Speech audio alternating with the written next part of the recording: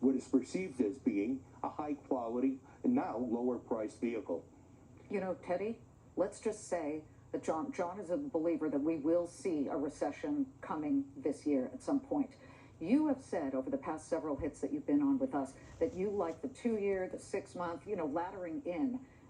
Just explain to our viewers, they could be buying what every Monday at the Treasury auction, right? You're not very much for these ETFs that have the Treasuries in there. Well, I mean, because they have a lot of embedded fees in them, why not simply buy the Treasuries, the 3 months, the 6 months, which is the world that we live in, but you can pick your poison. There's 1 month, 2 months, 1 year, all kinds of choices. Would you spread it over? But, well, we would ladder and spread it out, because in the 3 months, the 3 month Treasury now pays 4.67%, basically riskless.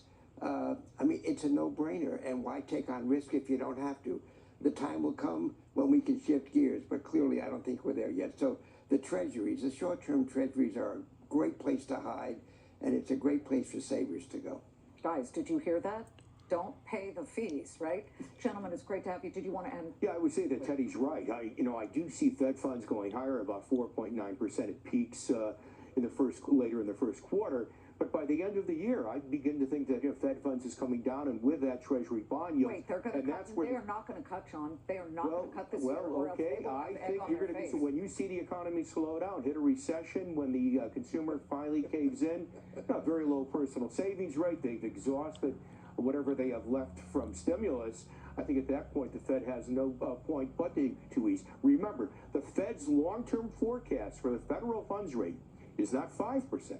It's not 4%, it's not 3%. Their long-term forecast is 2.5%.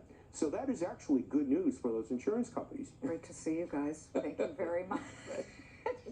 I don't know, you're going to have to rewind so many of those sound bites of Jay Powell saying we are not cutting rates this year. We'll see.